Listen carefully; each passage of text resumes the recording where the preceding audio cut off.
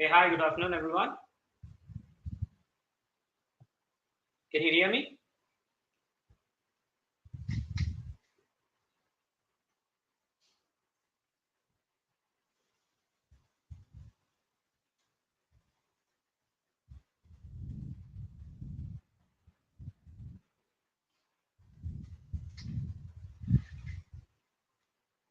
Are you able to hear me, friends?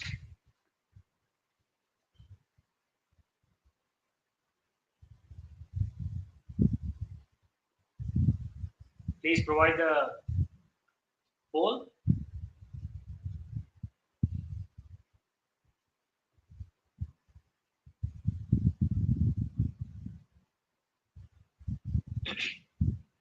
Hey, wonderful. 100%. Great. Okay, we'll wait for a couple of more minutes before I begin. And today we will be discussing about Python programming and as well as the regression models. We'll try to do prediction today. Couple of more minutes, please.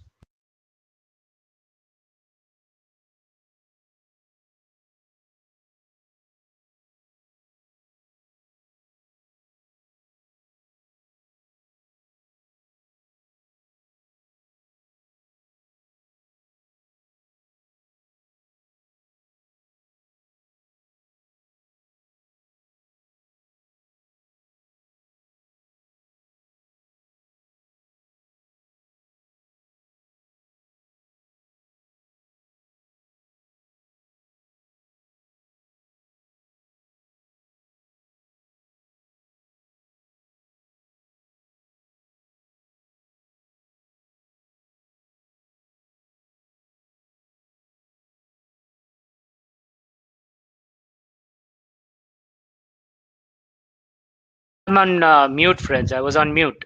Can you hear me now?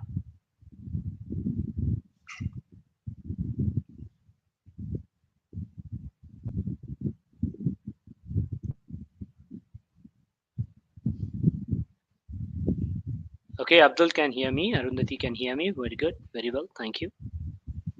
I was just on mute, friends. For people who were not able to hear me, I was on mute. I'm just clarifying that.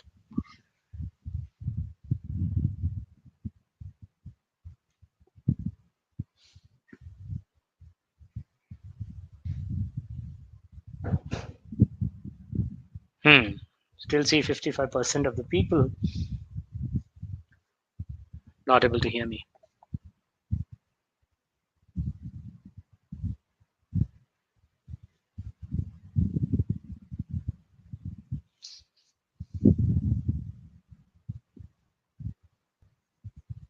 Okay, you're able to hear me. Very good.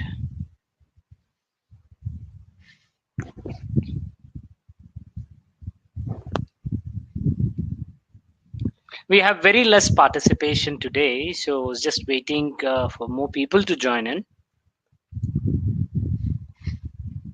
We will try to wrap up these sessions in this week. We will reschedule it when we have more people, right? So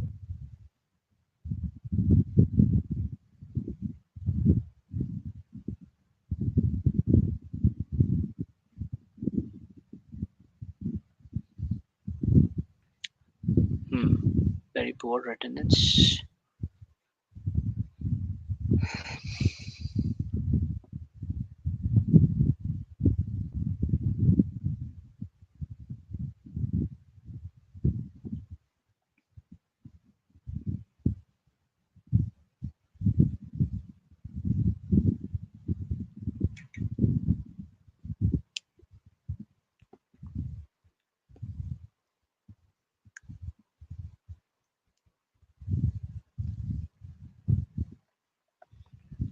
Okay, in the time being, right, let me take another poll.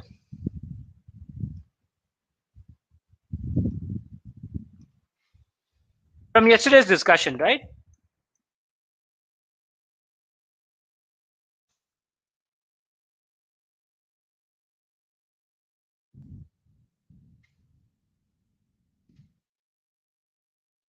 I'm creating this.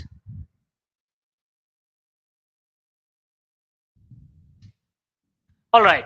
What is degrees of freedom? Let's see who all gets it correct.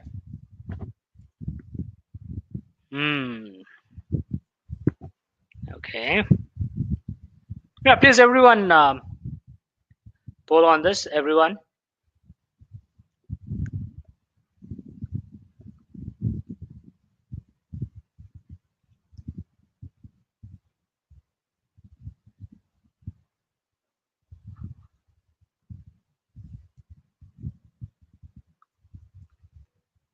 Very well. 20, 20, 60. Okay.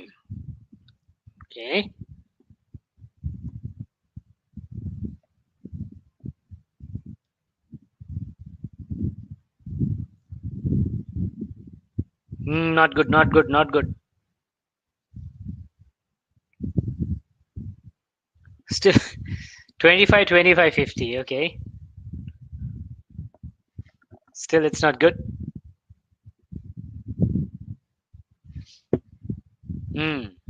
Did I ask a bit tricky question, is it? Degrees of freedom. Where do you see the degrees of freedom here? Degrees of freedom is this. It is for sample calculation, and sample size is represented using small n, not capital N. Capital N would be representing the population value. So degrees of freedom is n minus 1. This is the right answer. Small n minus 1, not capital N minus 1. We have to take small n minus 1.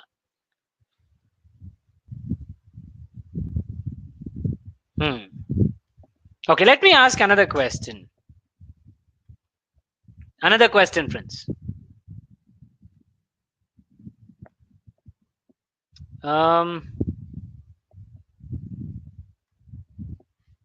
Okay. If the sample, or I should say, data set size is even, then median of the data set is n plus 1, n plus 1 by 2. I would say this. Let me put another n minus 1 by 2. And we also have n by 2. Right. What is the formula that can basically help us get the median of the data set?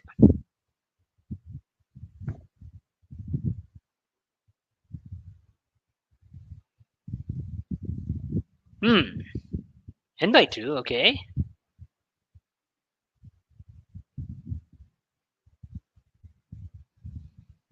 What is median? You have to think from that line. Median is the middlemost value of the ordered data set.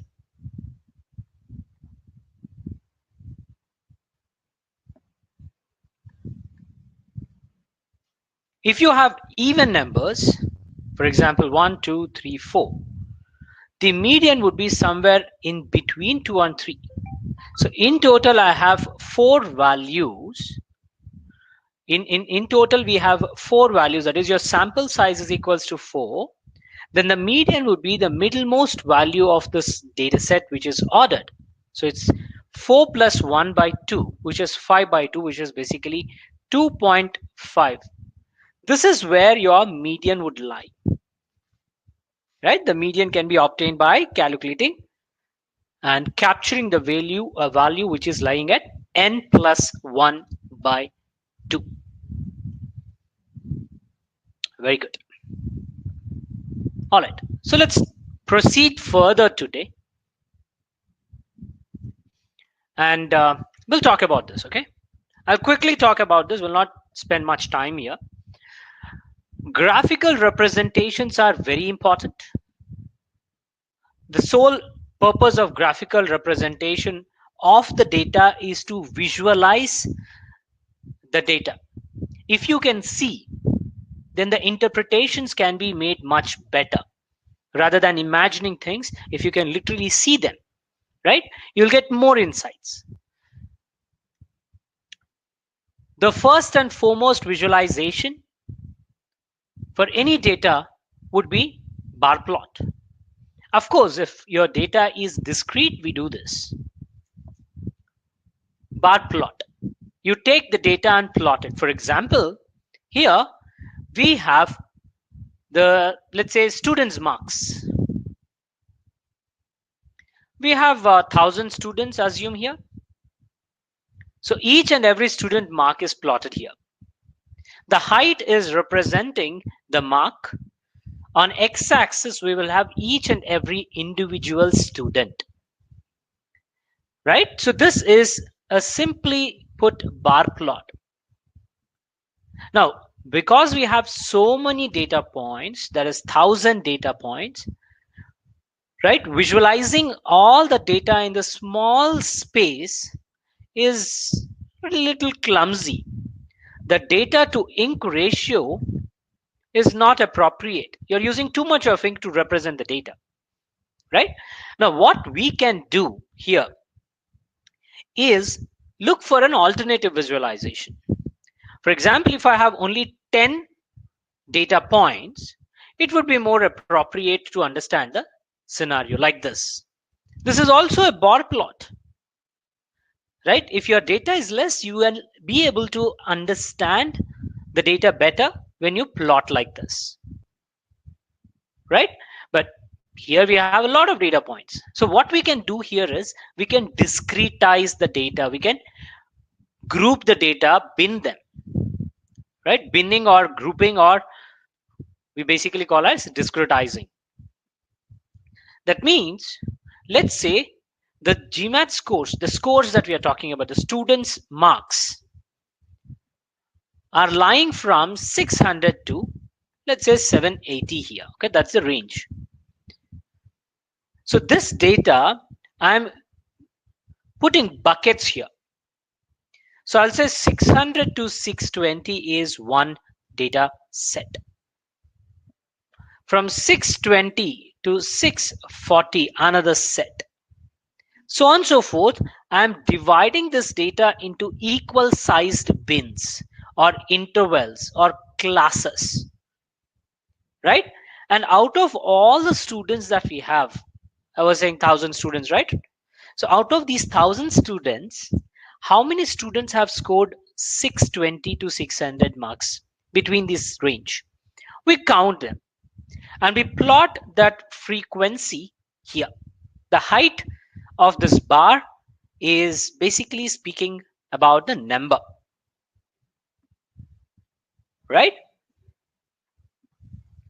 This is the frequency count. We can clearly tell that less number of students have scored marks between 600 to 640. And majority of the students, more than 250 students, have scored marks between 700 to 720. And I have the majority chunk of students scoring marks between 680 to 740. Right? So this way, we can tell better, even better stories by visualizing the data.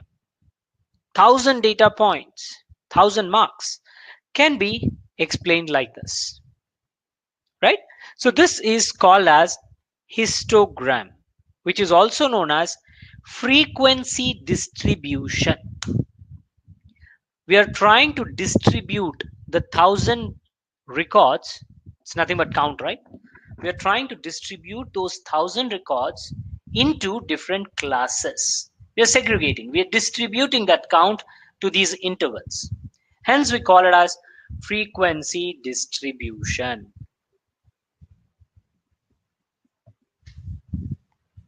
Right? Now, this frequency distribution will also tell us about the spread of the data. It is basically telling us spread of the data. So you can very well say that there are very few students who scored very less marks. More students have fallen here. Now, let's say you are the dean of a university, the head of a university. You're responsible for giving admissions to students, right? You're responsible for giving admissions to the students. Now, for you, this is the only data which is provided. So, by looking at this small amount of information, what kind of decisions would you be able to take? Right? That's what you have to think about here. Now, if you look into this data, you can very well say that, hey, concentrate on these guys. There are less number of students, very few, who have secured very, very good marks. Target those people. How would you target them? Probably you will give scholarships to attract these people. And based on the number of people that have scored high marks, you are going to adjust your scholarships based on the budget which is allotted to you. Right? That's one way to decide on grabbing the students. Now, this is the crowd which would come to you. You don't have to chase them. There are a lot of people. They will come to you for admissions. Of course, you have to maintain your good standards of the university. They will run and come towards you. But these people, there is a competition. Try to come up with some creative ideas to grab them. Now, you also have to look at this crowd.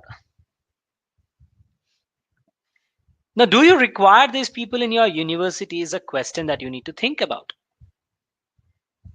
These are the students who are low scoring, right? Very few people are there. Probably I'll take only till 640, not the complete set.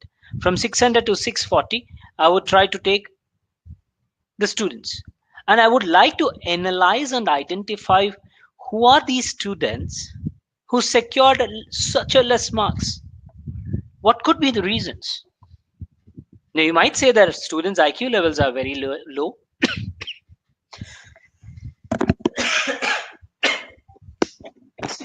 Yeah, it's not a corona cough. Don't worry. It's normal cough. Yeah.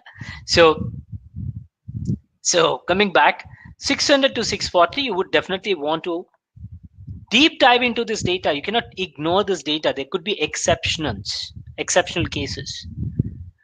There might be people from non-technical background who are trying to join technical program.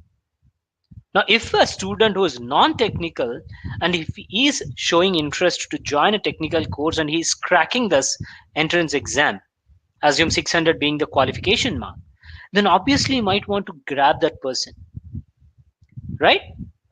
He has capability to, nurture himself into, very good position. And if you are able to, nurture him, and if he's getting a good placement because of his non-technical knowledge and now technical knowledge, that would anyways give your brand a good value. You might want to look into this. Of course, you also have management seats, right? That's something that we'll definitely look at, because that is instant money.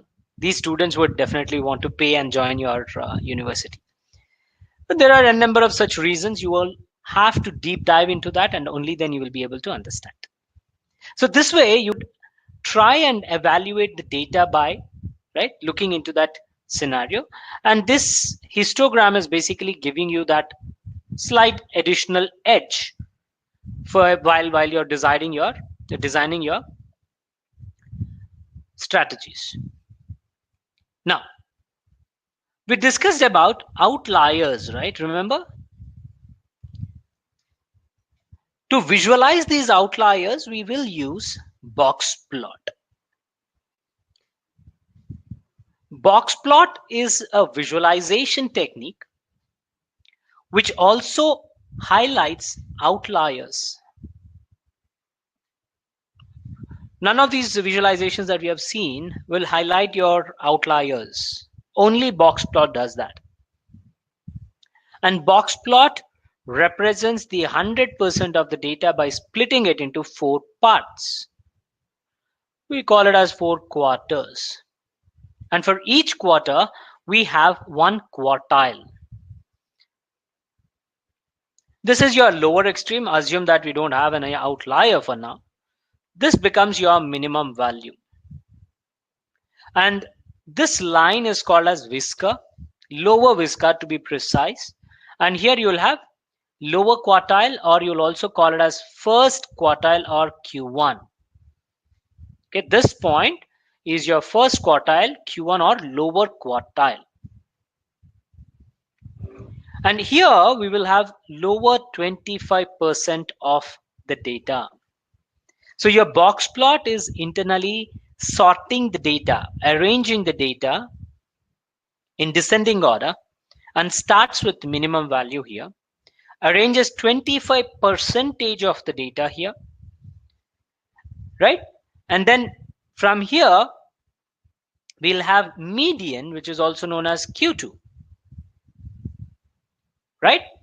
And we have upper quartile, which is called as Q3. So between this box region, right, in between at the center, you see this box region. That box region would contain 50% of the data. So 25 here, 25 here. And you'll have upper quartile, and above that you'll have 25% of the data. This is called as upper whisker. The line is called as whisker, and we have a box. Because of the shape, it is called as box plot or box and whisker plot as well. And for data scientists, data analysts, or machine learning experts, or anyone who is trying to analyze data, for them, box plot would be one of the visualization technique to go to. Personally, I call this as the love interest for data scientists. You know, we are taking special care. We give special attention to the love interest, right? Now, after marriage, of course, that is gone. That interest is gone. But yeah, box plot is something we specially use, right?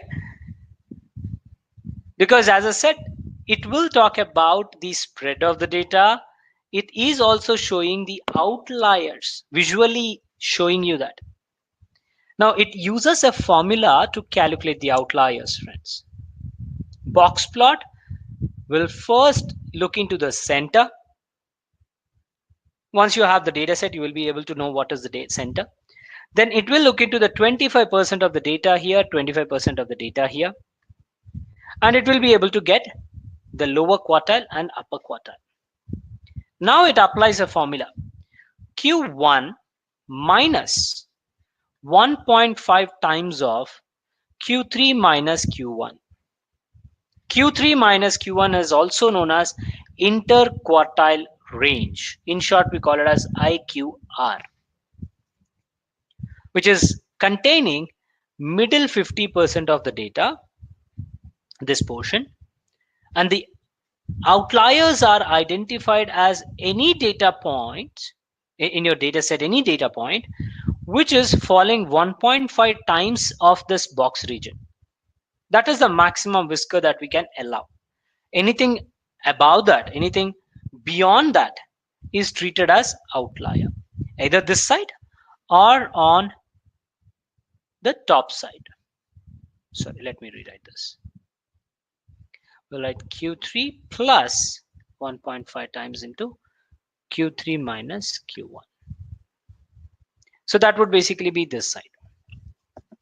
So you can have outliers either on the upper side or on the lower side. Okay. So this is box plot for you.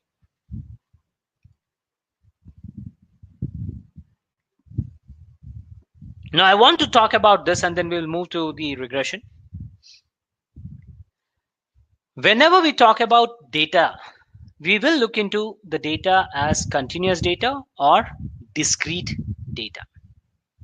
Let me see if you have any questions. I'll take the questions in some time. Okay. All right, let me continue. Yeah. So we have continuous data and discrete data, right? Continuous means, as the name suggests, it keeps going. There is no stop to it, like time, height of a person, weight of a person, right? Anything which is continuously going on, it doesn't have stop, is called as continuous data. Discrete data is a data which is fixed values. How many mobile phones do you own? How many girlfriends do you have?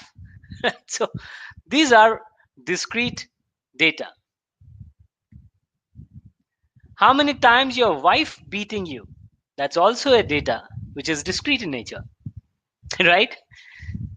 Whereas continuous data is the value which is continuously growing. It doesn't stop.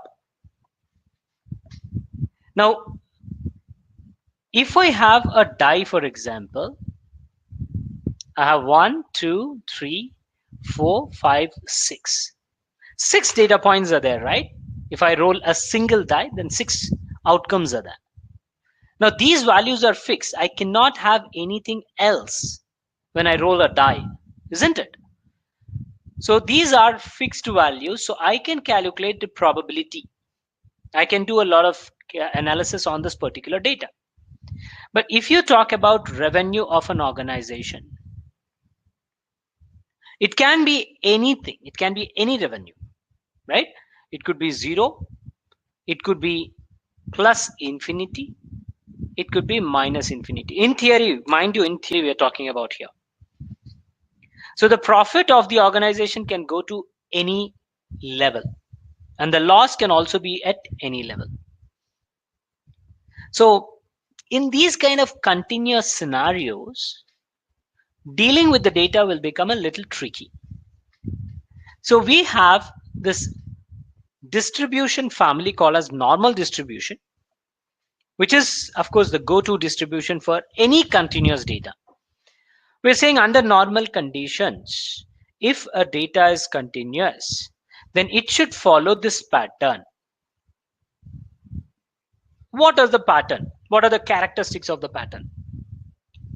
To begin with, the first property of normal distribution says that the value can be anything from minus infinity to plus infinity. Right? As I said, the revenue could be $100. The revenue could be $100, 0.0000125608, something like that. So which could be just beside this. We can keep plotting that. We can keep plotting that. Right? So there is no end to it. If I try to write that way, then I would get the range as minus infinity to plus infinity.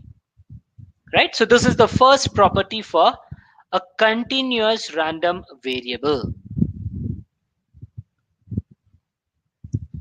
Properties, the characteristics is what we're trying to learn here.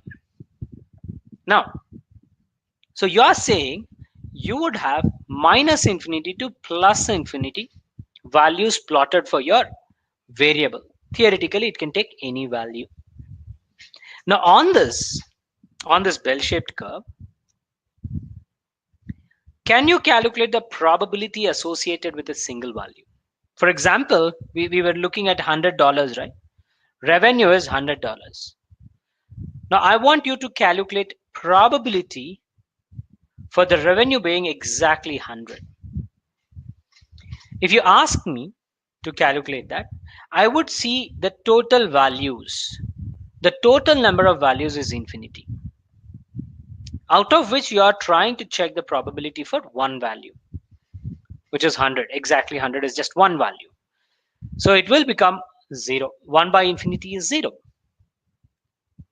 So probability of any single value will always be equal to 0. Remember, that's the second point.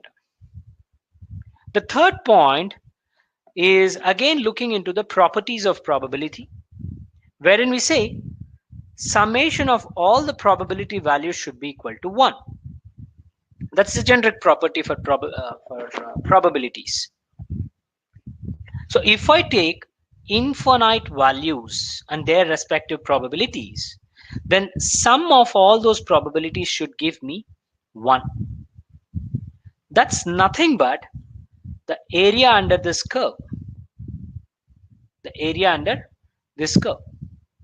Why? Because if you keep plotting the values here, if you keep drawing the values, then you would get a shaded portion, isn't it? I'm saying I have 100, right? So let me draw this. I have $100 profit. But I can also go to any desired accuracy for measuring the profits, right? So I can keep drawing these lines. Infinite possible lines are there like this. If I keep drawing that, then I will get this shaded portion, right? So summation of all these probabilities is nothing but area of this curve, right? So area under this curve, which is nothing but the summation of probabilities, should always be equal to 1. So these are the 3 characteristics, 3 properties of continuous random variable under, of course, normal conditions. We are not talking about any abnormalities here. The data should be normal. So yeah, this is what you get. By heart, these properties very important. And we also say if it is symmetric, mean equal to median equal to mode, and the area would be equal, 50%, 50%. Now this is how we represent the data. If your data is continuous, then we say it is distributed normally with characteristics mu and sigma, where mu is the center, sigma is the spread, which basically is talking about the peak. Now, if I have less spread, that means the data is more close to the center, then I would get this kind of a sharp peak. And we represent this with mu 0 and sigma as 0.5. This one. But if you have a high varied data, high variance, so I'll take mu as is, but the spread is more now. So you get a flat curve, very wide curve. And you will have this mu equal to 0 and sigma is equals to 1, which is like a proper bell-shaped curve. And we treat this as reference, standard. We use that as a standard. Okay. So we call it as standard random normal variable. And yeah, in statistics, we represent that as Z, and we are saying it is 0 and 1. These are the properties that it has. Anyways, there's a lot of theory behind the scenes, normal distribution and all that. And any time when we have the data which is normally distributed, we can transform that, we can change that to Z. Z is nothing but this. We are treating Z as standard, right? So if I have x-axis, x a random variable, values are given for x, then we can change that and interpret that on Z scale, where Z will always have properties as mu equal to 0, sigma equal to 1, whereas here you might have different mu and different sigma. So we are trying to map the values with 0 and 1, and we standardize this x to Z scale. So any value on the x-axis will be represented on Z scale. This process is called as standardization, and we use this for doing a lot of calculations and all that. Especially on continuous data, we have to use that standardization formula. But all that is possible only when we have normally distributed data, friends. Okay, we'll talk about this normal QQ plot, another visual technique, wherein we take the sample data here. We'll call it as S1 sample data. And here we take Z values. Z is having mu as 0, sigma as 1, right? So each value is spread at 1 unit and center is mu. So we plot that values on x-axis. And we are trying to plot the sample data on y-axis. And we are taking x comma y and representing the data like this. X comma y data like this. X comma y, x comma y, x comma y, right? So on and so forth. Now when I plot this, the data points that are getting generated, right, they should be in a straight line representation. They should be in a straight line representation. If you get the data, right, spread in the straight line like what you're seeing here, the red data points are straight, isn't it? It's like a straight line. Now if we have something like this, then we say that the data is normally distributed. That means we don't have any abnormalities in the data. So it is comparing, this process is comparing the Z values with, the sample data with the standard values, Z values. Right? That's what this normal QQ plot does. And it is very simply comparing the spread of the data, right, with respect to Z.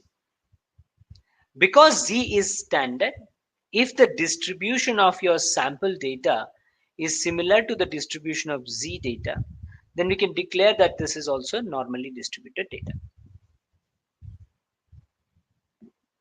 Okay?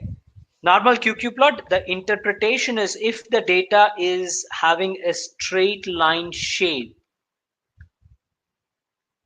if it has a straight line shape, then we declare that the data is normally distributed.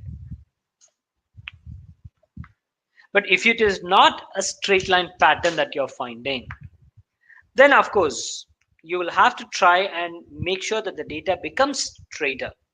And that process is called as, of course, transformation. Yesterday we were looking at it. Of course, we did not understand it detail. But yeah, transformations is basically a technique which helps the data to become normal. We're transforming the data which is abnormal to normal conditions. It's nothing but applying mathematical transformations, guys. So you'll apply, if you have x data, you'll apply x square. Okay? If you have x, then you might want to apply log of x, right? 1 by x. Different transformations are possible.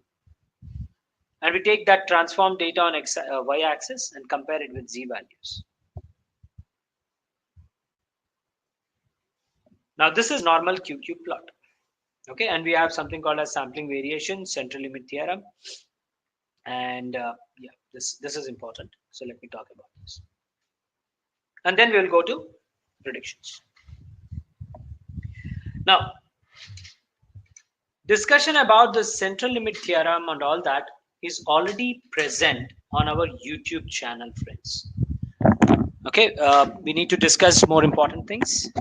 So we are not spending time on this. So let me share the YouTube link. Yeah, you can see it's a central limit theorem.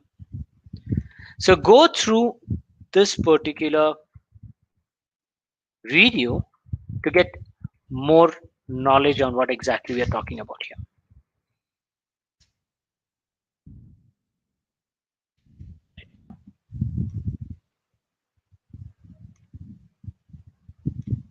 Now, let's say there's a scenario, real-time scenario again, especially for married people. You wanted to go out with your friends, right? After marriage, it becomes difficult. But anyways, you wanted to plan a outing, small hangout party with your friends. So you started after office. Once you went home, you refreshed, got refreshed, and you're going out. So your wife is asking, "What is the plan, and when are you going to come back?" So what would be your answer? You generally say 10 p.m. probably. Now, time from just now we discussed, this time is a continuous value, right?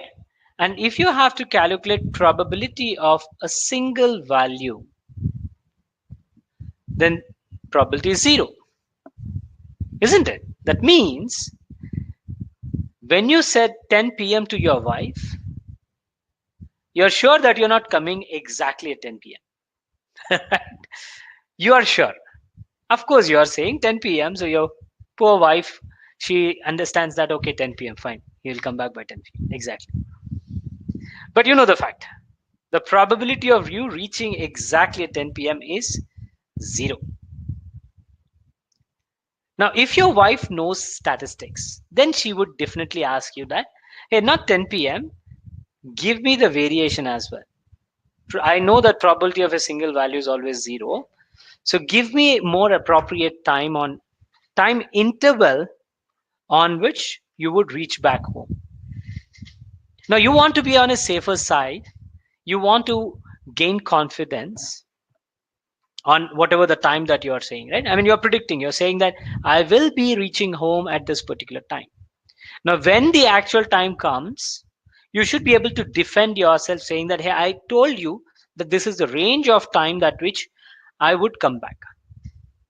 So to have that confidence when the real incident occurs, the prediction that you're going to tell would be somewhere around 9:30 p.m. to 10:30 p.m. 10 p.m. is somewhere in the between, but you're saying 9:30 p.m. to 10:30 p.m.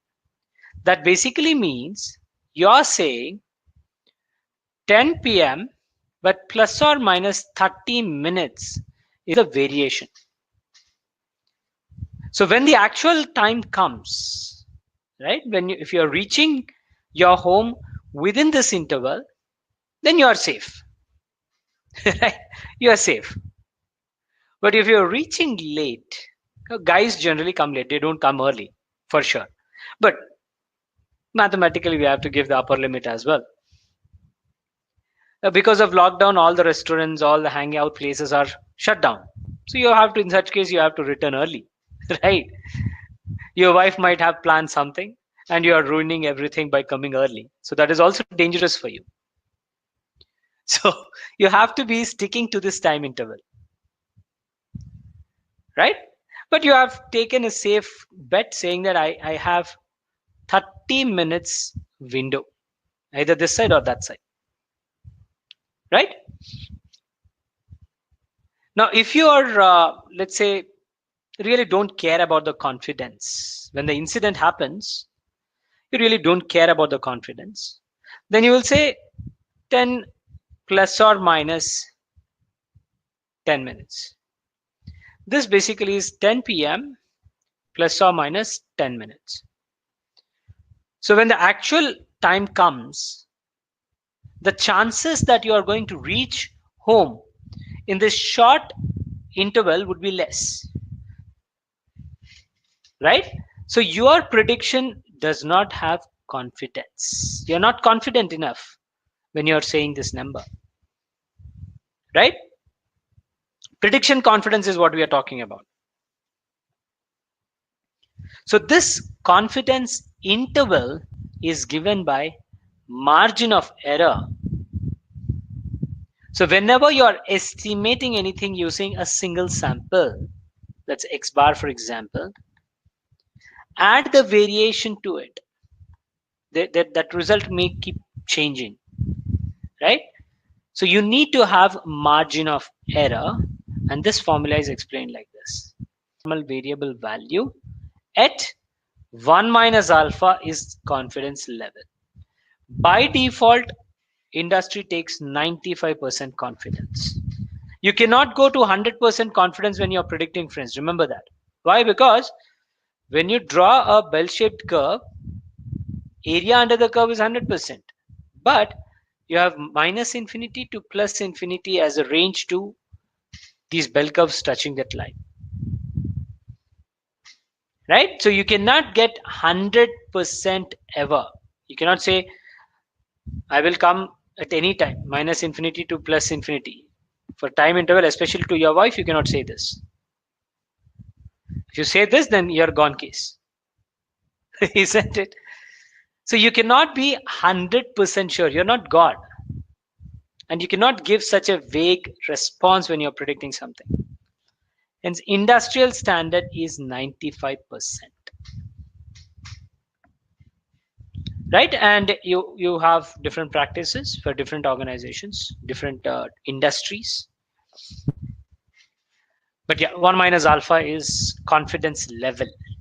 Now 1 minus alpha is confidence level. Alpha is significance level, which basically is, in this case, 5%.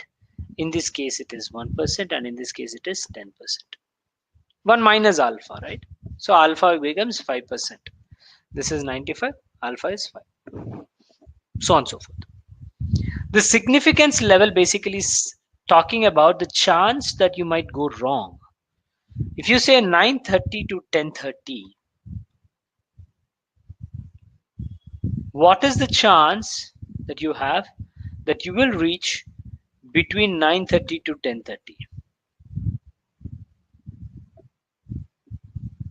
Right? And we are saying any value which is falling between these interval range, they're accepted.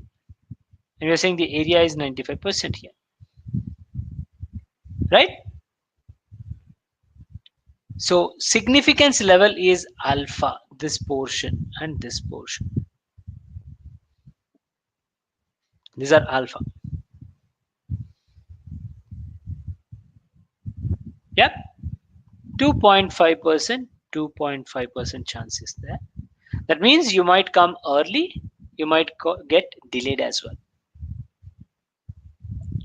So alpha is talking about that. And it says you have 5% chance of going wrong, not more than that. So if you're going out 100 times, and if you're predicting that every time you're saying that, hey, I'll come back by 9:30 to 10:30 p.m., then your wife is right very patiently looking at all these 100 days and counting how many times you are not coming in this interval. 5 times she's okay, she will accept it. But if you're coming out of this interval, I mean if you're coming back at a time which is outside this timelines, that means it's a error, you're gone case. Alpha is 5%, so 5 times out of 100 is accepted, 6th one is not accepted. Right? So this is something which is your end in your wife's hand. 6th time she will not tolerate. All right. So this is called as confidence interval, friends. What we get here is x bar minus z at 1 minus alpha sigma by square root n, and x bar plus z at 1 minus alpha sigma by square root n. And using z table, we will refer to the z value. That z table explanation is also there here. Let me give you the z table here. Use case explanation is also given. You might want to refer to this as well. Clearly explaining on what we need to do here. Sorry. So statisticians have calculated the area under the curve for z table, and they have given this z values to us. And we refer to the z table and try to calculate the z value on the area under the curve. right? And if it is 5%, then what is the z value at which we get that 5% z, right? Is something that we have to see, and it's a standard, guys. Z at 1 minus alpha, which is 95%, is 1.96, right? We can also write this as Z at 95 percentage, 1.96. All right.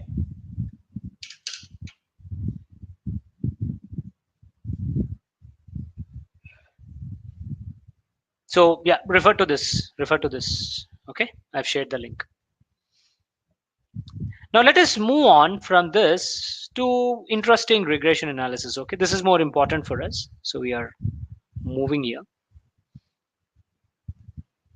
Okay, I think I have it here.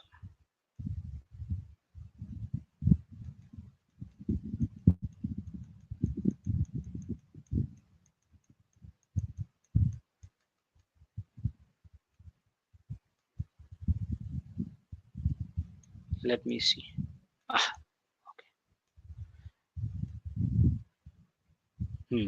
Okay, I'll get this updated. There's some issue here. Let me talk about.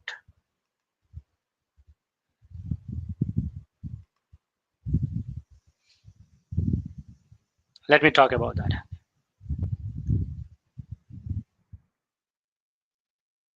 All right. So whenever we are trying to do predictive analytics, friends, predictions using machine learning, then we have to use this as base equation. This is the base equation. All right. This base equation is trying to explain the relationship between x and y.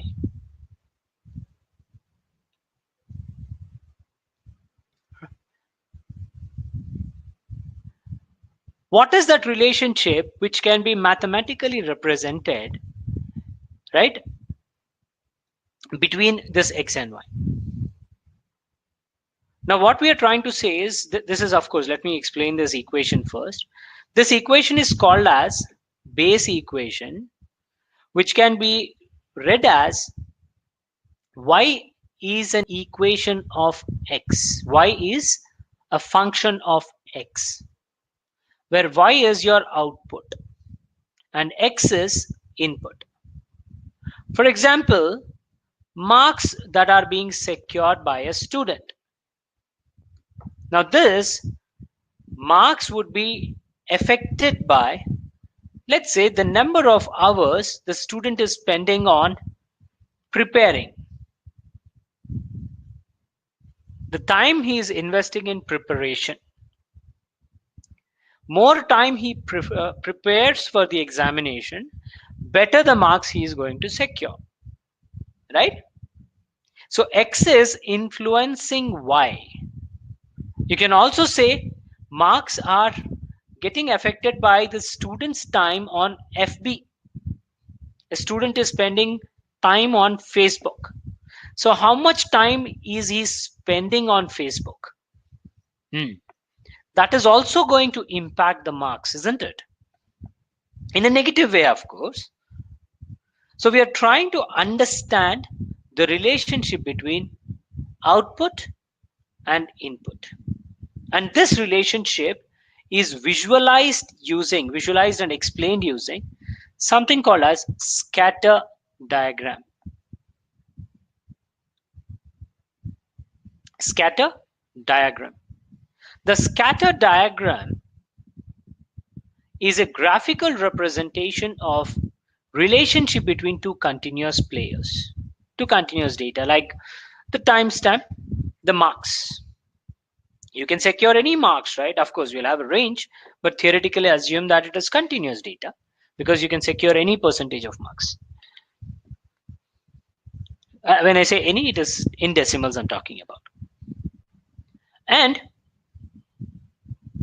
you can also say the number of hours he spent on preparation. You can take n number of such examples. You can say um, experience, salary, right? How much experience do you have here? More and more experience that you are getting, the salary would be incremented, right? More salary is what you're going to get. Similarly, you have this relationship where I said the time the student spends on Facebook, more time he is spending, lesser his marks are going to become. This is inversely proportionate. This is directly proportionate. This is inversely proportionate. You can also talk about age and age of a vehicle, let's say used car, and the cost of the car. It's going to come down, depreciate, right? So we are trying to visualize the relationship between the two variables using the scatter diagram. And if I have to mathematically define an equation to explain that relation between x and y, then the most easiest equation that we can think of is y is equals to mx plus c, isn't it? I'm assuming everybody knows about this equation, right? Y is equals to mx plus c. What is this equation called as? Equation of a straight line, right?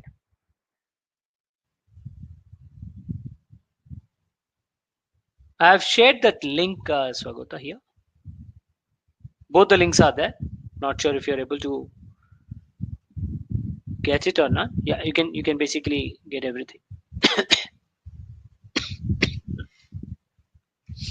All right, let me take a poll here, okay?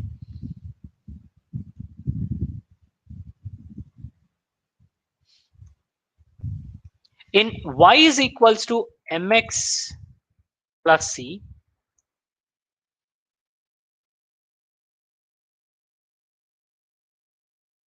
what is m? I know c is, everybody know about it.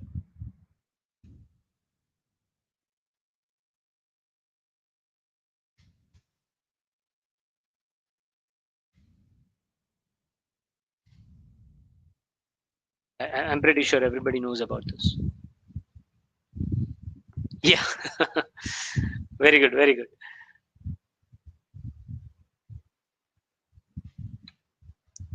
So m is the slope, c is the constant, which is also known as intercept, isn't it? Straight line, yes, equation of a straight line.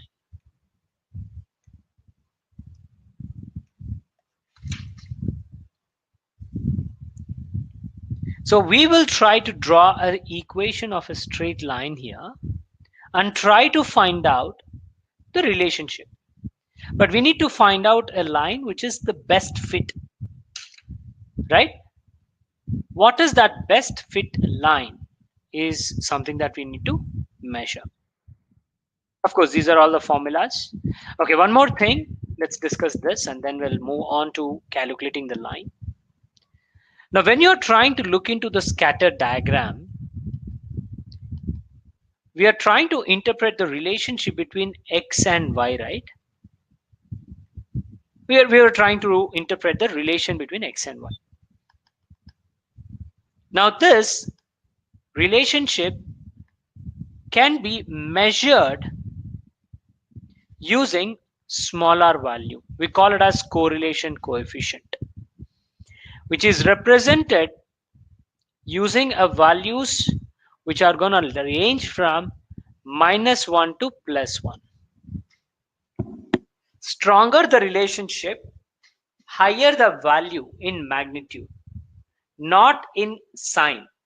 So we say modulus of R should be greater, should be higher, closer to 1. And any value which is greater than 0.85, we consider that as a good, strong relationship between x and y, what is the relationship, what kind of relationship do we have. So we can look at it and say that it is strong relationship.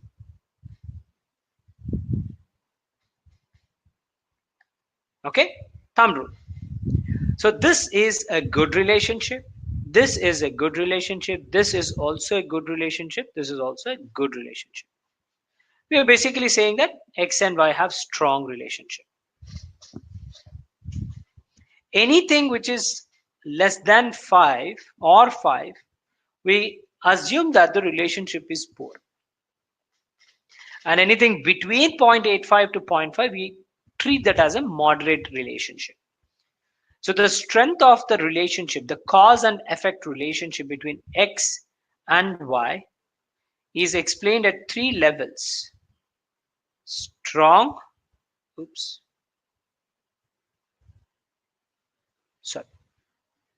strong,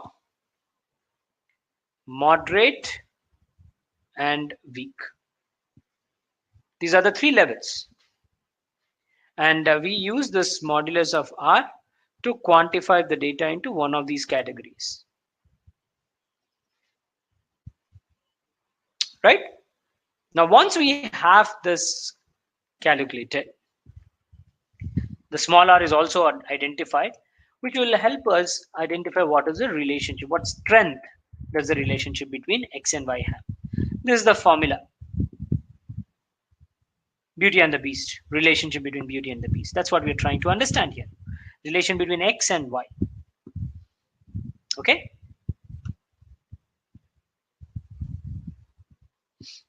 Now, the equation of a straight line that we are familiar with, which is y is equals to mx plus c, right, is written in these terms.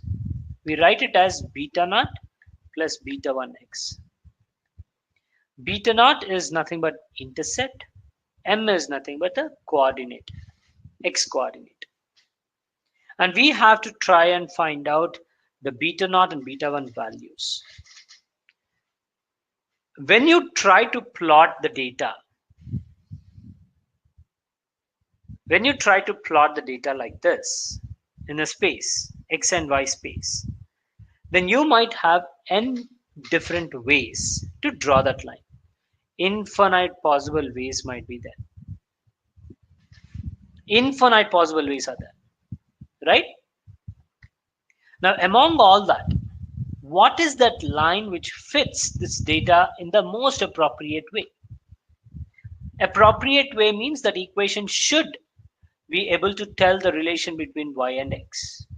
That means when I have this equation, if I substitute a value of x into the equation, it should give me the response variable y value. Without any deviation, it should give me y. For example, I'll have data x and y.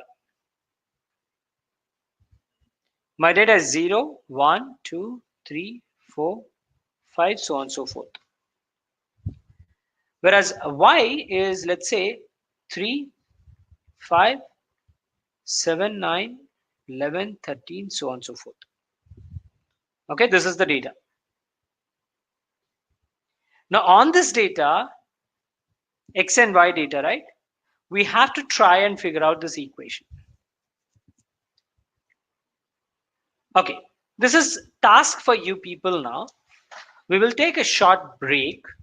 This is the data, and I want you people to figure out what is beta naught and what is beta 1 for this data. Okay, try and figure that out, friends. And we will see how many of you will actually answer that. So this is my data. Let me plot this in the Excel, okay? So I'll say X, I'll have Y. 0, 1, 2, 3, 4, 5, so on and so forth. 3, 5, 7, 9, 11.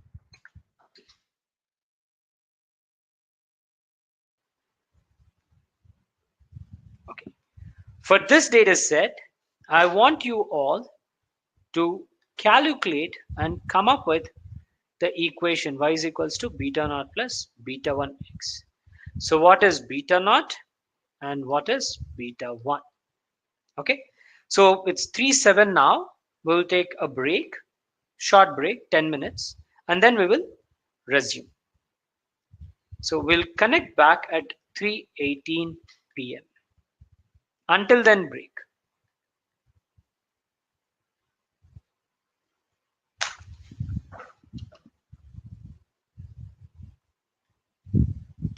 All right, friends. Yeah, just try and answer this.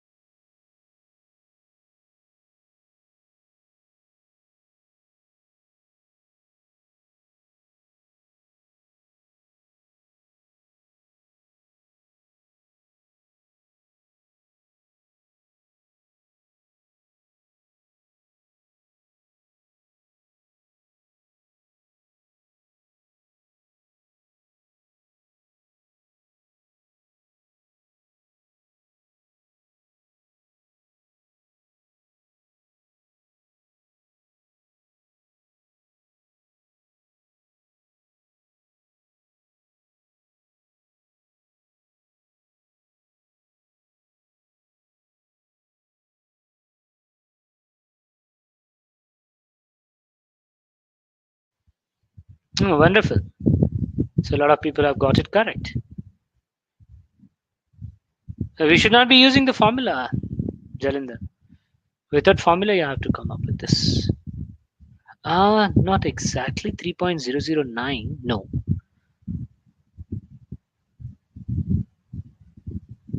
Okay, we'll discuss that. I'll explain.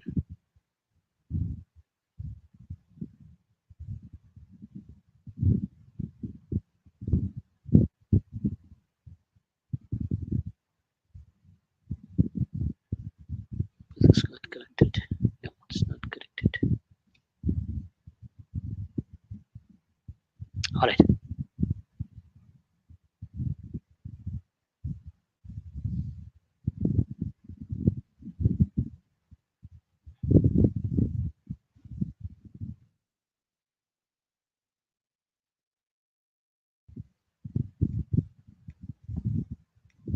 Hmm.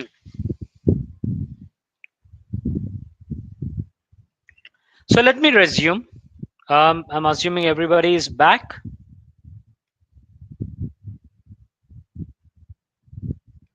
Okay.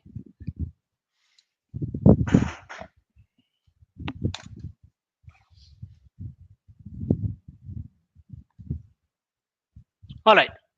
So I need to now calculate y is equals to beta naught plus beta 1 x. Right? I need to calculate this. But to figure out beta naught and beta 1, can I simply apply these values into the equation? So if I substitute the first record into the equation, y is equal to 3. So 3 equal to beta naught is a constant plus beta 1 is a constant and x is equal to 0. So this goes off and we get beta naught as equal to 3. Now if I substitute record 2, I would get y equal to 5. So I'll substitute y in this equation and beta naught as is and beta 1 into x is 1. Now from this equation, I know what is beta naught, right? So I will say beta 1 is equal to 5, I send it this side, minus 3. Beta naught is equal to 3. So your beta 1 would be equal to 2. Very simple equation. So this equation is getting transformed into y is equals to 3 plus 2x. Now we use this equation for predicting the y value for any given value of x which lies in the range of 0 to 5. So in order to show you, let's take this data and let me just quickly show you how the data looks like. I'm erasing this. So this is how your data is scattered across. This is scatter diagram. You have x value here, y value here. You plotted the data and we can try and fit a straight line which is passing through these data points, exactly passing through the data points, and that equation is what we just now predicted or figured out. So any value of x which lies between this to this, right? If you have any value of x, remember x is continuous, will give us the value of y. So for example, I want to identify what is the y value for a given value of x which is 3.5, or it could be any number. Let's say I'll take a random number, not 3.5 but any other decimal. Let's say 3.42 or 12 or 32, whatever that is, your wish. So for given value of x which is 3.42 somewhere here, what would be y? I have to figure that out. In order to figure this out, we will be plotting a line like this. Assume it is a straight line which is touching through this equation. This is where it is touching. Now this line is somewhere like this. So wherever this vertical line is touching this equation, that point we will try to map it with y-axis, and this would be your y hat, predicted value. So mathematically, we'll substitute this value into x. We'll say y hat is equals to predicted value is equals to 3 plus 2 into 3.42. So what is this? 3 plus, this is how much? 6.84. So this basically is coming to 9.84. And that's exactly what we got here. Right? So for any given value of x, we shall try and predict the y value which is lying on this equation. Right? So we took historical data x and y, and we try to figure out this function. That function is nothing but 3 plus 2x. 3 plus 2x is the function. And using this equation, we are trying to predict. Simple machine learning model. Very simple machine learning model. Right? But ideally, you'll not get this kind of data. In practical cases, you will never get this kind of data. So in such cases, we need to apply a logic called as OLS. Where is that? Sorry. We'll apply a logic called as OLS, ordinary least squares. Okay? We'll do ordinary least squares, which would basically give us the regression. Okay, I think we have now got it refreshed. Let me take this. So if you have the scatter like this, we need to figure out a line which can explain this relation between x and y in the most appropriate way. When I say most appropriate way, the equation should give us y value when I substitute x. From your historical data, of course. But may not be always possible because not all data points are falling on that line. Right? But when you're trying to use this equation, you're trying to define this equation, make sure your line is as close as possible to the data points, so that when you are substituting x value into that equation and trying to predict the y, it is as close as to the original value. You might also draw another line like this. But if you try to plot a line for this particular x value, then you would get a majority or maximum error here, right? More error. Compared to this line would give you less error, isn't it? Overall, for all the data points taken together, right, the line should give us the least error. So what I do, I'll simply connect all these data points to the line. This would be your basically the error in your prediction. You are trying to predict this y for a given x. When you're substituting x into the equation, it gives you y. But that y or that data point is assumed to fall on this line, isn't it? So this would be your data point for a given x. But the actual value is somewhere here. So the deviation between these two is nothing but error.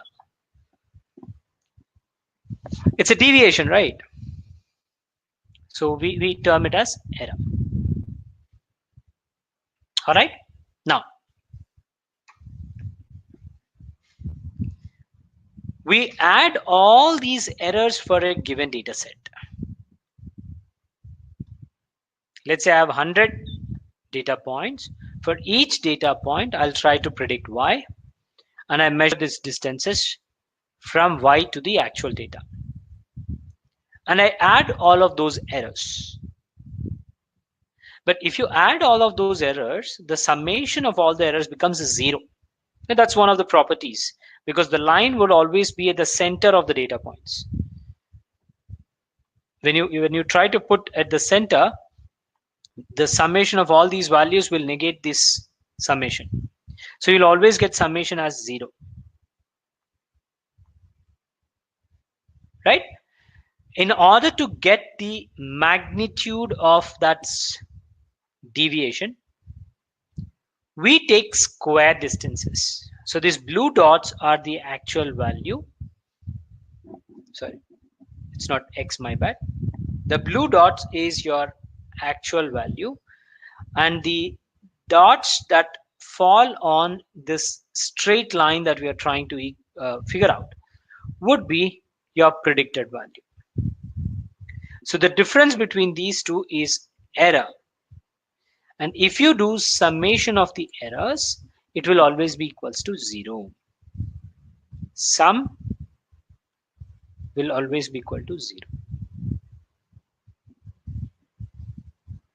Hence, what we do? We take sum of square distances. And that's the reason we say least squares.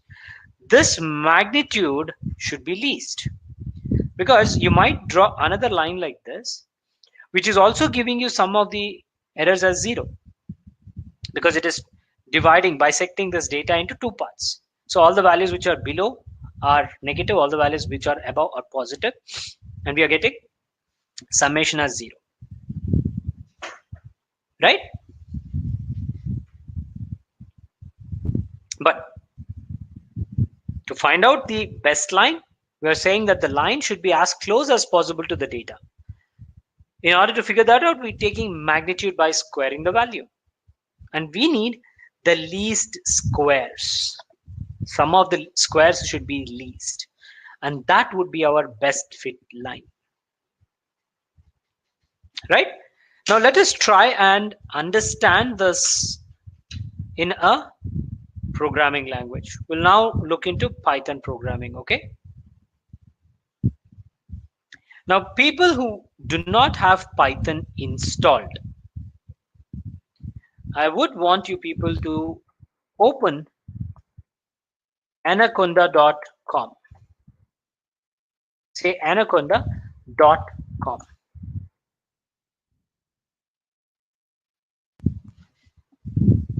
Okay?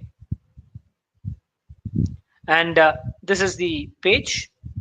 Anaconda is a freemium. I would say it's a freemium.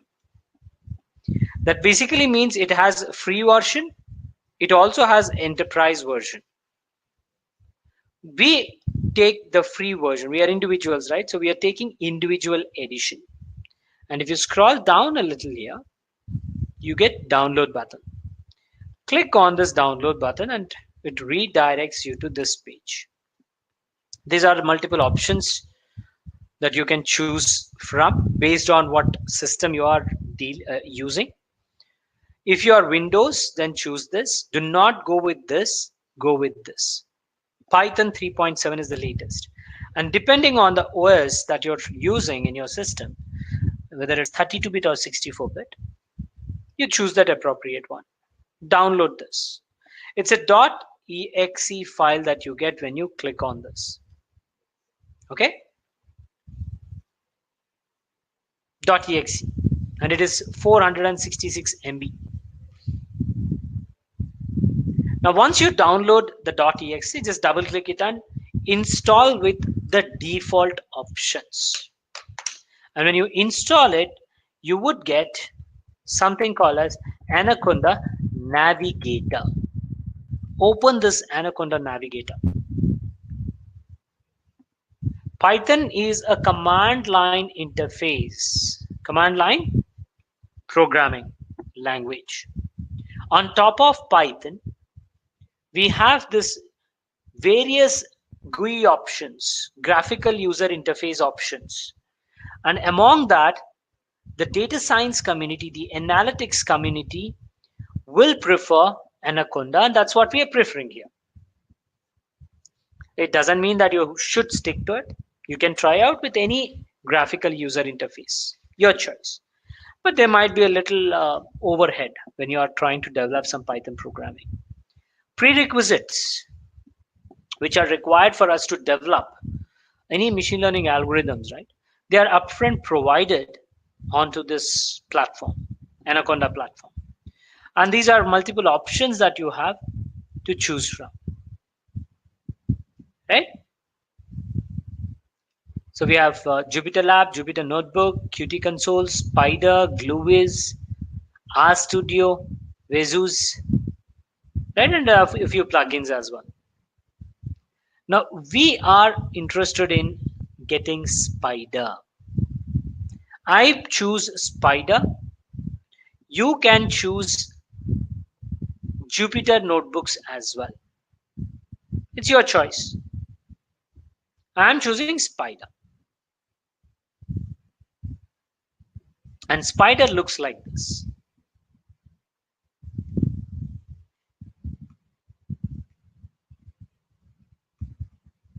I'm downloading the code and the data set.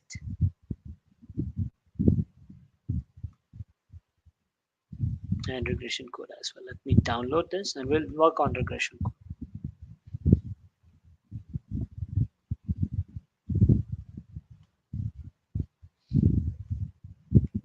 Yeah.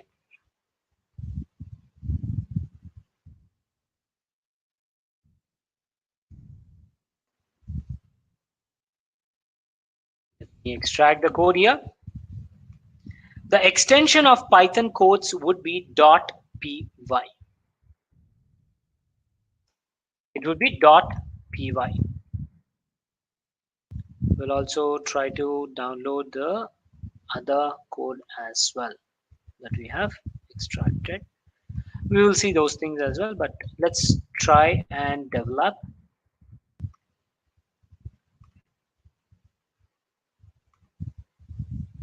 the regression code, or try and understand the regression code.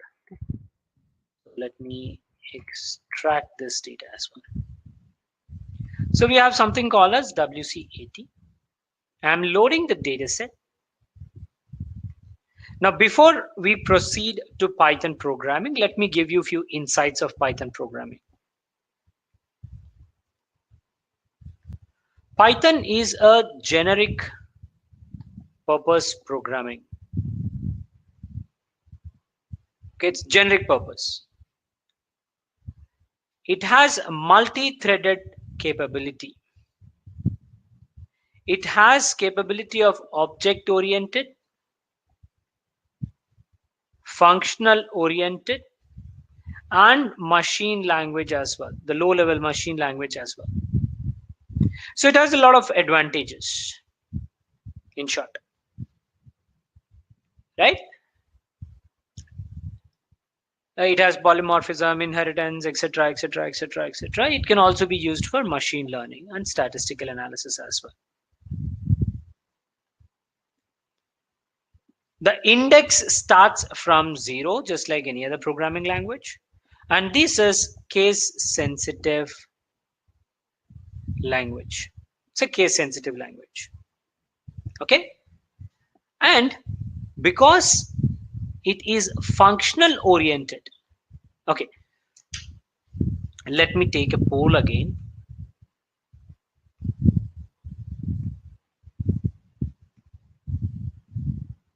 A small question I want to ask you all.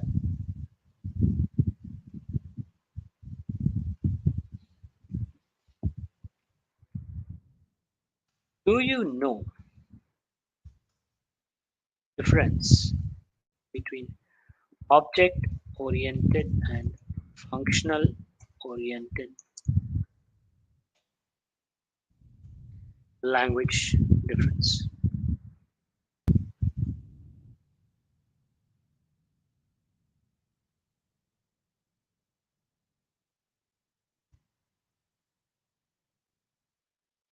Let's see how many of you are actually aware of this.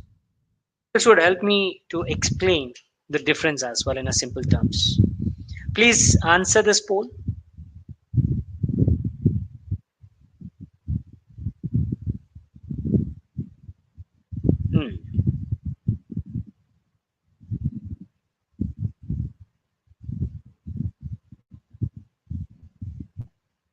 Yeah, everyone please respond. Everyone please respond.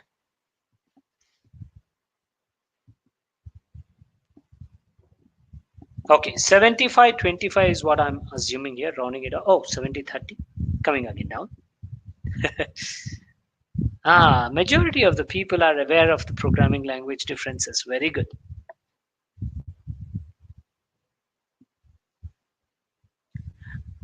Wonderful. Okay. So we'll probably not discuss in detail about that particular point. Okay. So for people who do not know what is object oriented and functional oriented, like the name suggests, object oriented will focus the development of the programming or the logic that you're developing, the programming language which is being used to derive a function or a task, I would rather say task, would depend on object oriented, right? It is focusing on object, whereas functional programming languages, functional oriented, do not focus on data. Object is nothing but data. Here we are trying to focus on the logic irrespective of the data. Irrespective of the data, the code will work. That's a high level difference. Python is a functional oriented language. Okay, it's not a object oriented language. But it also has capability of object oriented. Okay, it has both. Whereas Java, to give you an example, is object oriented only. It does not have functional oriented capabilities. So that is one flexibility which Python gives. And yeah, all these years in our academics, we were forced to learn object oriented languages. But trust me, very few people are using them in the industry now because of various advantages that functional oriented programming languages provide us. So industry is shifting. So education, the universities, the education platforms, right? The academics should also focus more on that. And Python is wonderful, just like Java. Python is wonderful. So here, when you want to use Python programming, we will of course use its capability with functional oriented development, right? Functional oriented program development. Now, whenever you want to write any kind of a code, when any data manipulation is something that you might want to do, then in that case, you would need certain predefined environment, predefined functions, and those things are provided as libraries, or we call it as packages, or if I have to use proper terminology, programming language terminologies, or Python programming terminologies, then we call it as modules.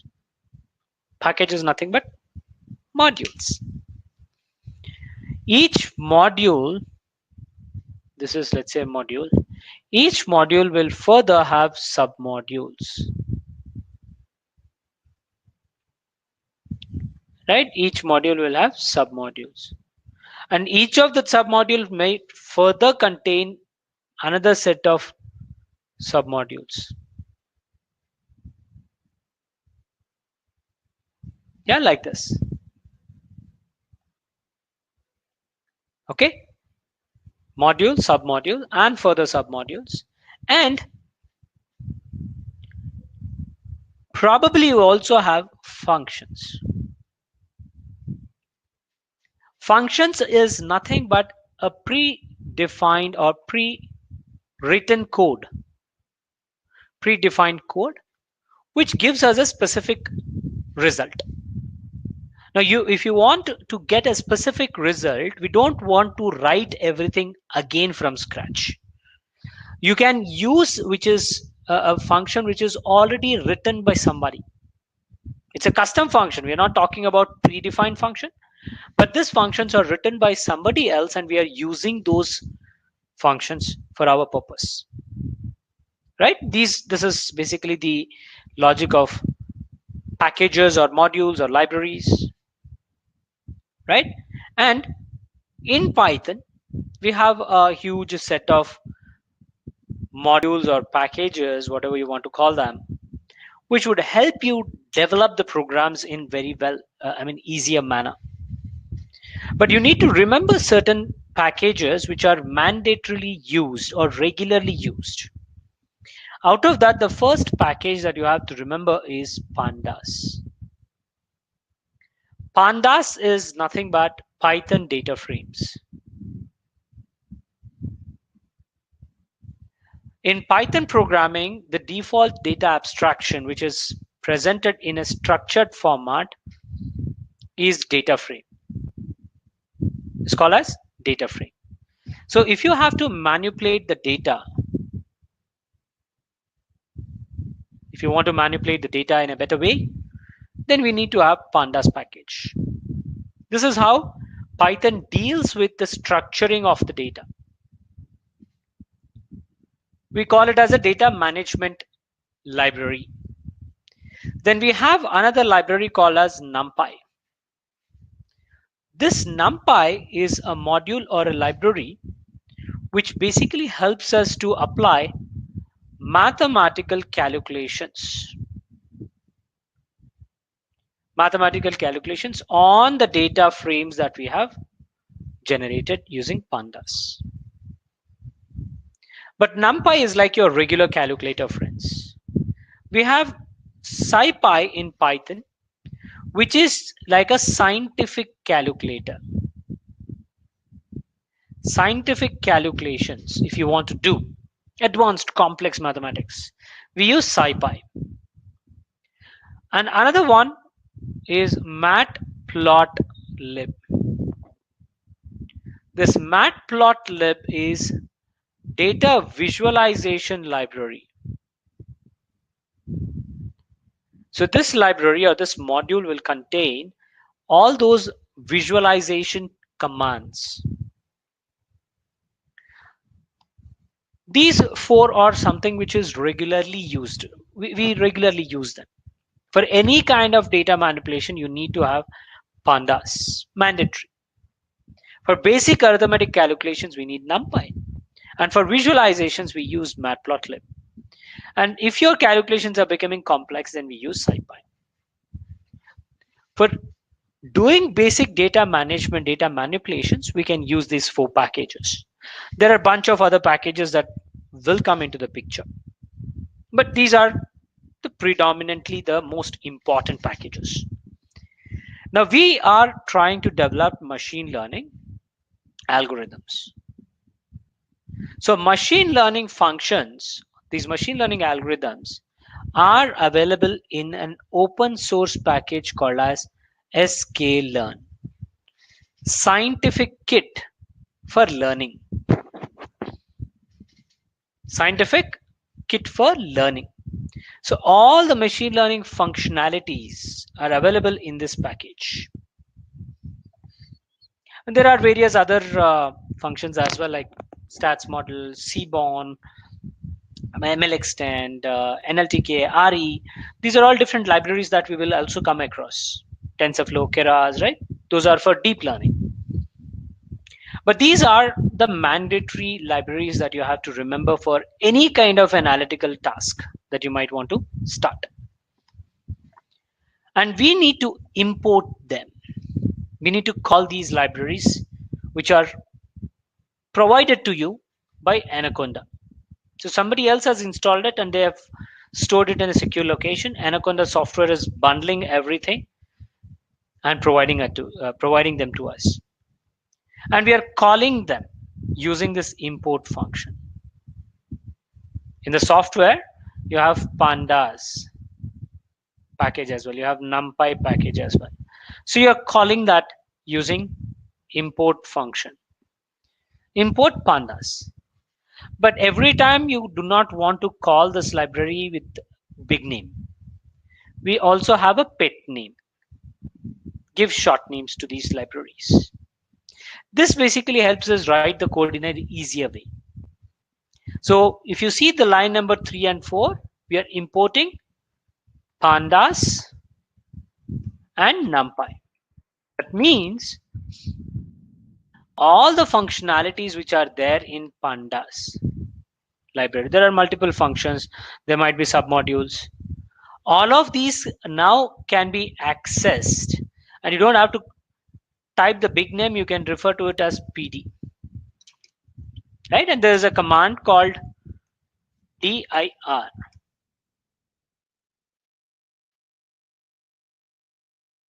This would basically I have not imported, right? Why is this throwing error?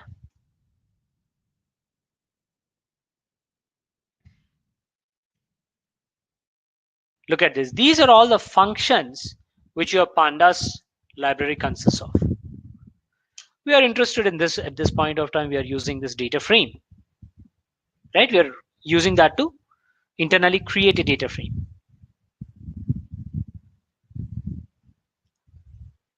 Yeah. And to load a data set which is in CSV format, we can use this. If the file is in JSON format or HTML format or Excel format or different other formats are also provided here, you can see, right? So inbuilt functions are provided to us. Using those functions, we are getting our task done. So I'm reading the content of a table, or I should say data set, and loading that into a variable name called WC80. Any variable name, we can say X also here. So the data, the content which is there in the file is now getting loaded into this particular variable. We are referring to that content using the variable. And as soon as I loaded this, you can see the data is being represented or presented in the variable explorer section. I'm calling this data, I'm referring to the data using WC80. It has two columns, waste and 80. We'll talk about that. And the type is data frame. It's not an integer, it's not a list, it is a data frame, which means it has a proper table representation, rows and columns. And those rows and columns are given here. The dimension is provided here, right? So we will load the data like this. But when you're loading the data, remember you have to use quotes, double quotes, to represent the path where the file is residing. But when you're representing the path, remember you cannot give Windows syntax. If you're working with Windows, then this is what your C drive will look like, right? But Python will not understand this forward backward slash. It would understand only this forward slash. Yep. Remember that. You can either use this, use this or double slash. Either single forward slash or backward double slash. That would basically give us the data loaded into the variable. Variable means it's getting loaded into Python memory, guys. You might want to see the data. So double click on this. This is what you see. If you don't like colors, you can remove this. If you want to see the difference in the magnitude of the colors, then you can put it. Larger the magnitude, bluer is the shade. It becomes bluish. Now remember we did scatter diagram. We tried to understand scatter diagram. So I'll plot the scatter diagram, but before I plot it, I'm loading the matplotlib library. Right?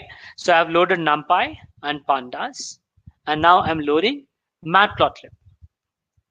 And within the matplotlib, I have a function called as scatter. I'm calling this entire PyLab submodule which is defined using MATLAB library as PLT, and you are saying PLT dot scatter, and this is what we get. PLT dot scatter is this. Now by looking at the scatter diagram, we can say that the shape is linear, right? And the direction is positive. That means X is increasing, Y is also increasing. And I have to try and find the strength of the relationship using R value, small r, and try to figure out this mathematical equation which can fit the data. Though it will not be a perfect fit, you cannot draw that, right? A perfect straight line passing through all the data points. It's a linear line that we are trying to draw that.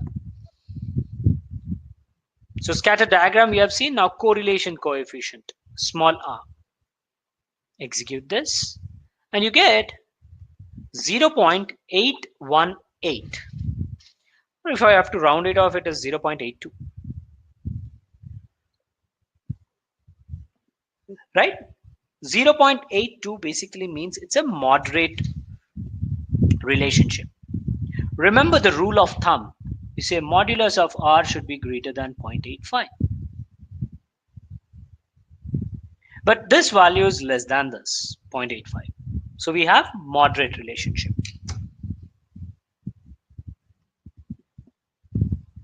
But still, we will proceed in developing the model, the OLS model. The linear model has to be developed, right? So in order to develop this linear model, we are importing a library called as API, which is part of formula, and that formula is part of stats models module. And we are calling this functionality as SMF, short name.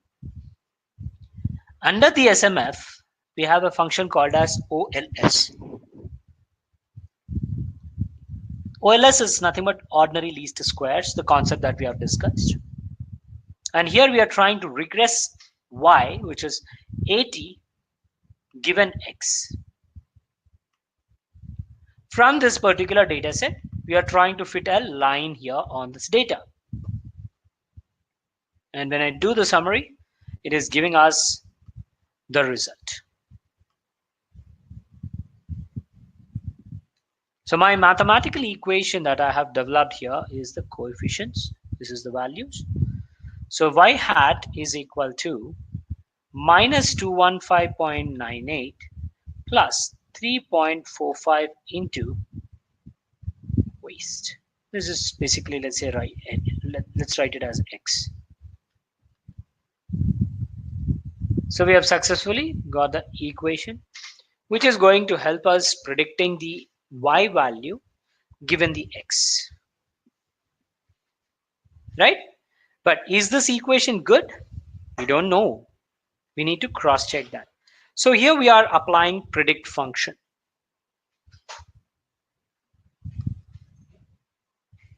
When I apply the predict function, you're calling this model dot predict on this input data. Waste is the input data. When you pass that, it will do the predictions. And these are the predicted values.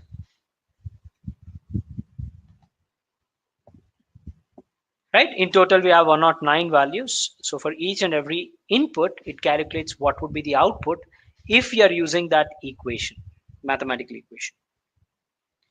And we have to basically measure the error. You are predicting, fine, but you also know what is the actual value. And that is your error. The difference is your error. But remember, we are trying to take squared errors. We want magnitude. We don't want, right, the error, direction and all that. So to quantify the error, we use a concept called as RMSE. This RMSE is root mean square error. So we are getting the error, but to measure the error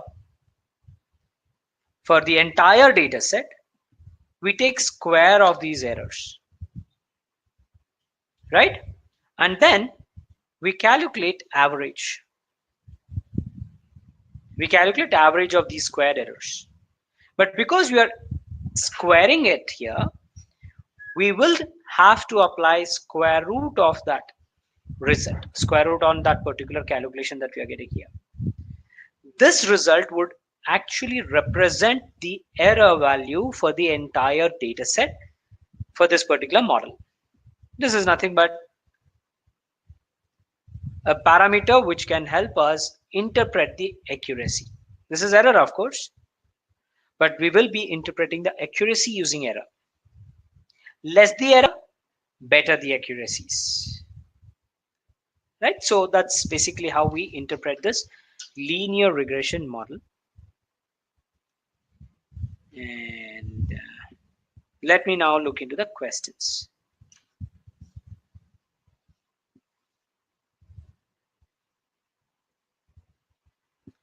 All right. Any questions, anyone?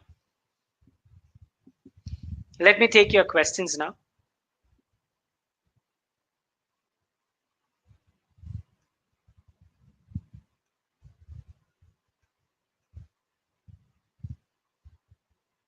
Yeah.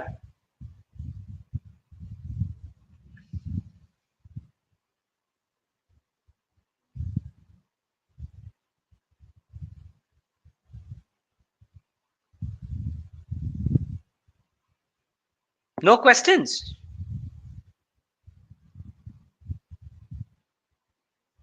That either means you have not got anything, or I have explained it so well that you don't have any questions. So which one is true?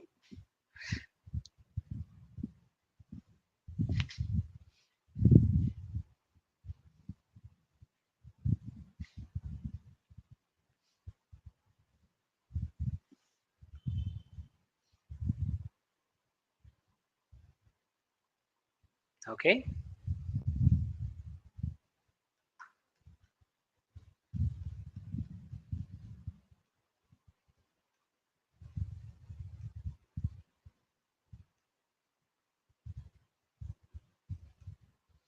Hmm.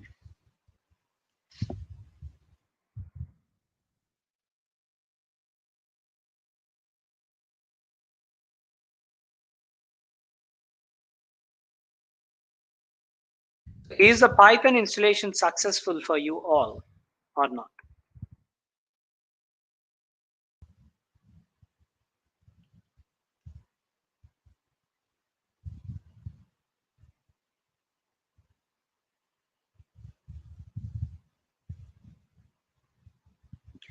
Uh, yeah, Priyanka, we are trying to fit in, but see, we have limited time frame, right?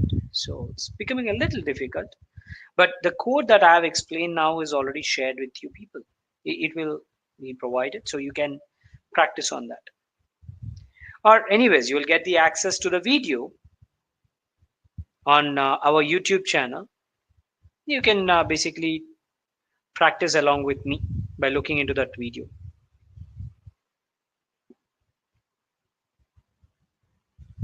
Yeah, you have to understand the challenge. We have a very limited period and I have to cover a lot of things. So probably the coding part would be a little difficult. Practical sessions would be a little difficult.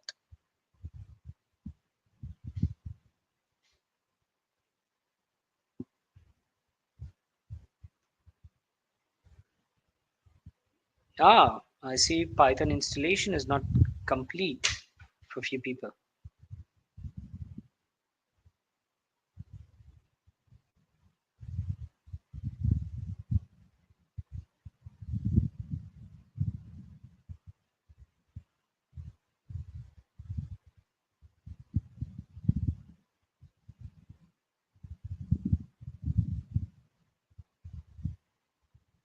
Hmm. Okay.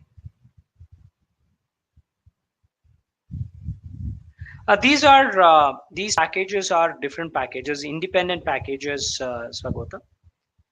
These are not part of sklearn. Sklearn is a separate package.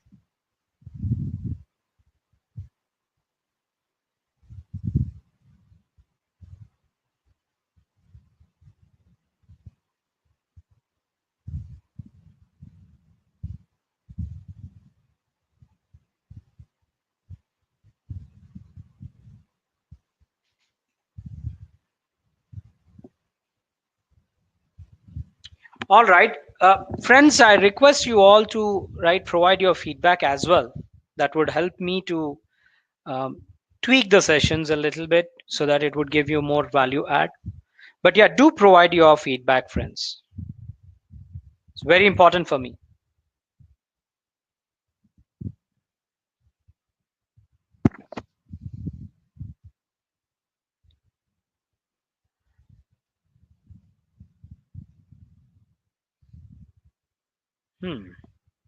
Few people are struggling with installation.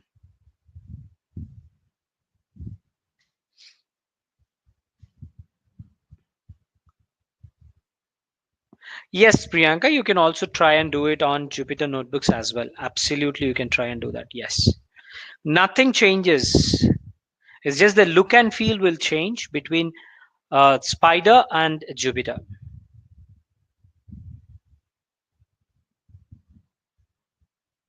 Both are same, Anshu. There's no difference. PyCharm can also be used, Soundarya, but for PyCharm, you need to have these packages imported manually. All the packages that we are talking about, they needs to be installed first. So that would become a very tough ask, especially a lot of dependencies would also be there. PyCharm is not developed for data science related tasks. It is for core development. Yeah.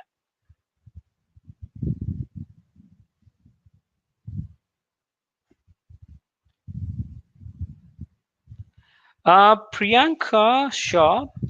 Let me figure out. I'll give you an update on that tomorrow, guys. Yeah, Swagota, Priyanka, right? So I'll provide an update on that.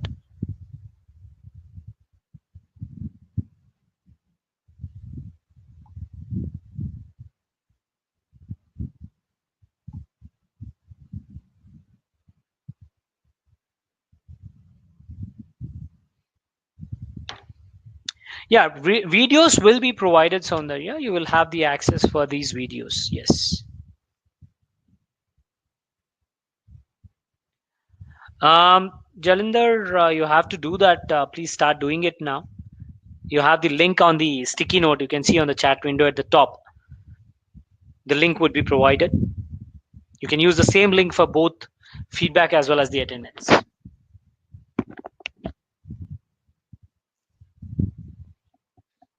If you have provided your attendance, if you have provided your details, then you will get the video as well, Soundarya. This is for everyone.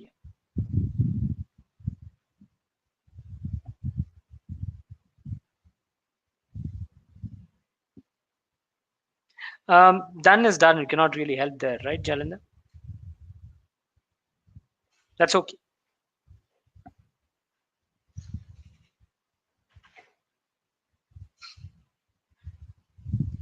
Yeah, perfect, perfect.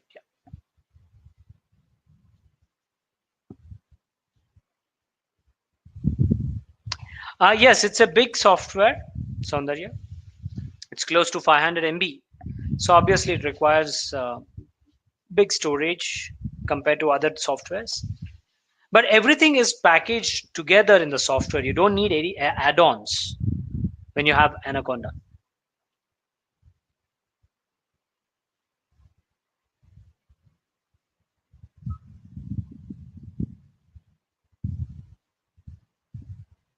You will be given access to these videos to your email. We will have uploaded them into the YouTube. We will provide the YouTube access to them. No, Jalin, the SQL is entirely a different concept. You cannot do that. Whatever the email that you have provided, Swagata, you'll receive an email to that with the link. Yeah, yeah.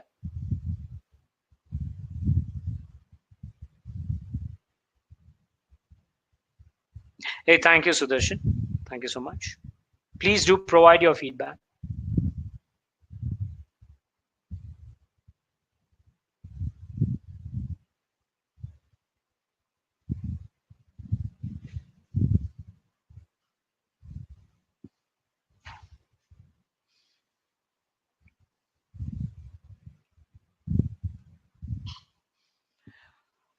All right.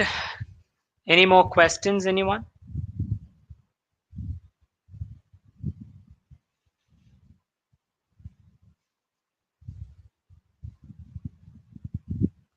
Sci-fi, sci-fi, you mean? Yeah, these are sci-fi is a module which has complex mathematical capabilities, and machine learning for data manipulations. Yes, we use sci-fi. Yeah,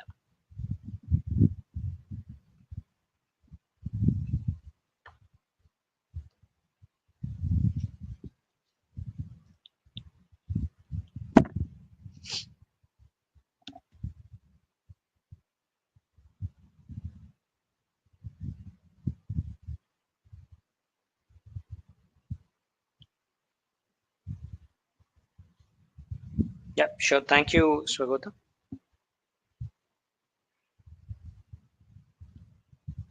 Thank you.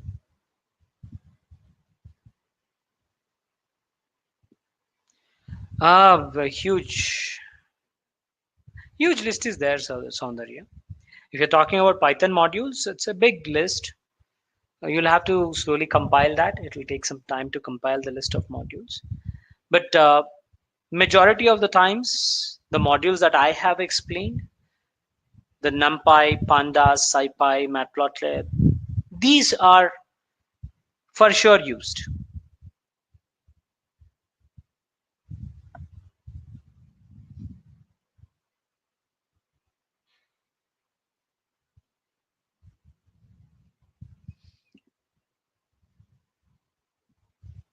All right, welcome.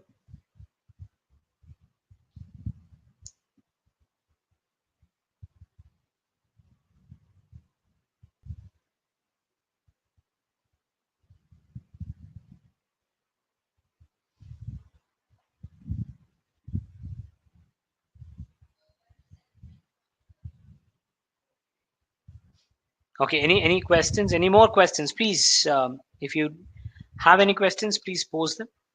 If not, then we can conclude the session for the day.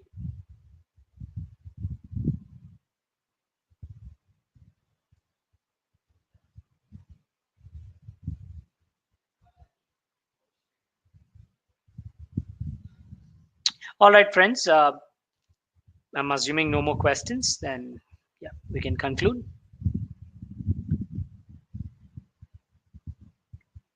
Thank you. Thank you so much for attending the session. Let's connect tomorrow, and we'll discuss about few more different algorithms for machine learning. Yeah. Thank you.